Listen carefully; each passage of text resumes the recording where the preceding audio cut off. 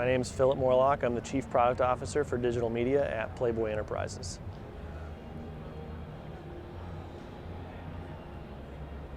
The big challenges in an old brand like ours is that people expect a certain kind of content or a certain formula of content that they're used to receiving in a legacy media package.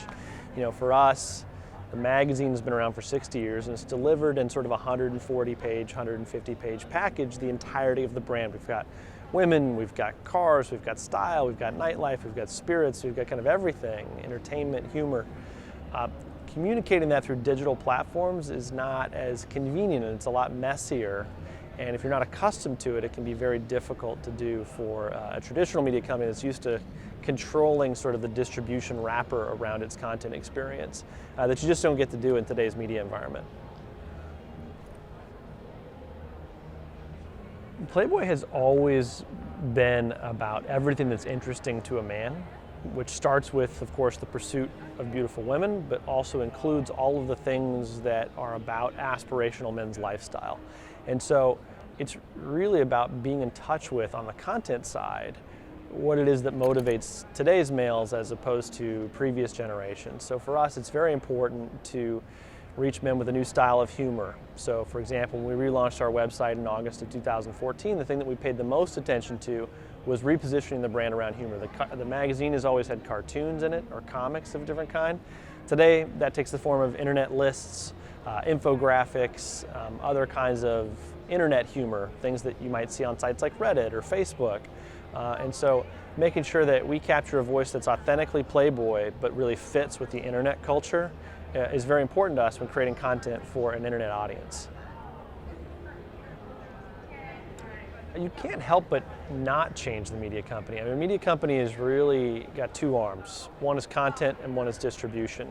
And as the content has really changed to fit the distribution platforms that are available to us, it is necessary and absolutely essential for the company to change. But it's actually very exciting for the company to change as well, because really, if you are a content company, your lifeblood is reach and engagement and audience interest and relevance in what you're doing. So there's nothing less interesting to a content creator than reaching fewer people or being less relevant than you were a year ago.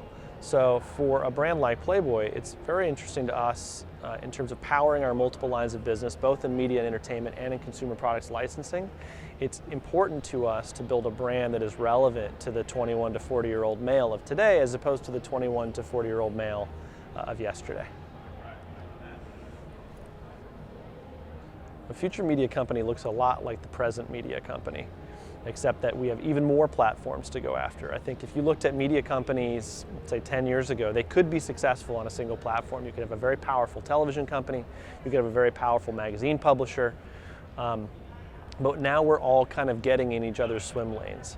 And what's going to happen over the next 20 years, 30 years is that is going to accelerate.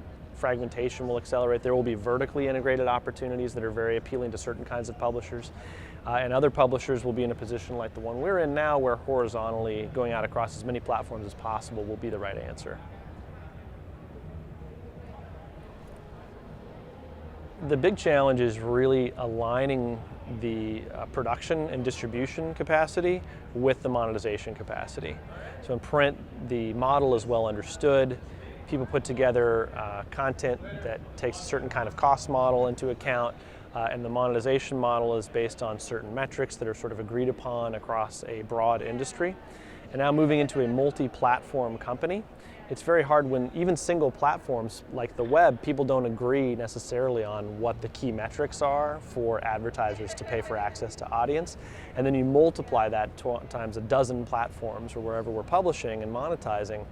The complexity of that distribution and monetization, I think, is much greater than folks in sort of legacy environments anticipate it being. They think, oh, we'll start a website or we'll put out a social media page.